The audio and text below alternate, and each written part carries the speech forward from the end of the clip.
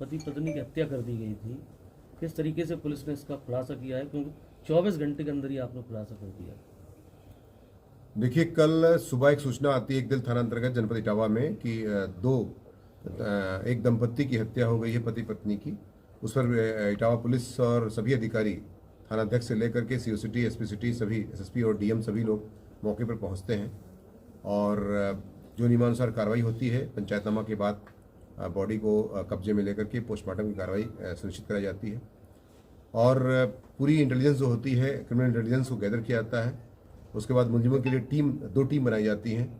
दो टीमों ने सक्रियता से कार्य करते हुए जो एकदिल थानाध्यक्ष अमित मिश्रा और एसओजी सर्विलांस जयप्रकाश और नागेंद्र की जो टीम थी लगी हुई थी और बाकायदे जो है काफ़ी मेहनत के बाद जो भी सिस्टम होता है उससे पता करके ज्ञात करके जो है जो 3 मुख्य अभियुक्त थे उन्हें गिरफ्तार कर लिया गया है।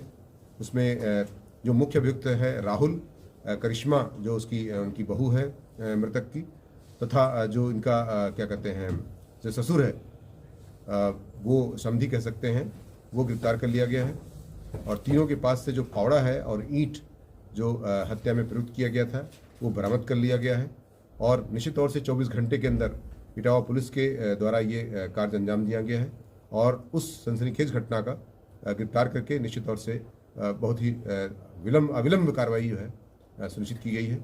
इस प्रकार यही बता दूं कि 2 मुलजिम जिसमें बाकी हैं, अमित और उनकी मां रंगीली, उनको शीघ्र ही गिरफ्तार कर लिया जाएगा तथा इसमें जो सख्त कार्रवाई होती है वो अमल में लाई जाएगी। सर, क्या कारण क्या रहा सर आखिर इस हत्या का? और एक तरीके से कहा जाए तो बेटों ने पिता की हत्या की। देखिए, मोटिव बिल्कुल एकदम स्पष्ट है कि बेटों ने ही अपने पिता की और अपनी मां की हत्या की है। स्टेप मदर की मैं कह सकता हूं। इसमें जो बेटे और बहू तथा उनकी खुद की पत्नी मिल करके जो इस घटना को अंजाम दिया है, उस घटना के पीछे जो राज था ये कि 14 बीघा खेत था उनका, 14 से 15 बीघा खेत था। उस खेत को कई टुकड़ों में ये बेच रहे थे और अभी हाल में जो डेवलपमेंट हुआ था 25 तारीख को वो दिल्ली में रहते थे, पूरा परिवार इनका दिल्ली में ही रहता था और दिल्ली में जो अपने घर आए थे तो 25 तारीख को आए थे पहले, तो ये अपना 4 बीघा से 5 बीघा खेत दोबारा बेचने के चक्कर में पड़े हुए थे। 8 बीघा पहले ही बेच चुके थे। तो इस प्रकार से ये बच्चों को नागवार गुजर रहा था। जैसे कि राहुल से पूछताछ भी की गई है, उसने अपना जुर्म कबूल भी कर लिया है। उसने बताया है कि माँ को जो है हमारी भाभी ने और मेरी माँ ने मिलकर मारा है ईंटों से, तथा हमने जो है और फावड़े से और ईंट से अपने पिता की कूच कर हत्या की है और मार के हत्या की है। सर, जो हत्या हुई है, दंपत्ति मरे हैं, इसमें जो दूसरी महिला है वो कौन थी?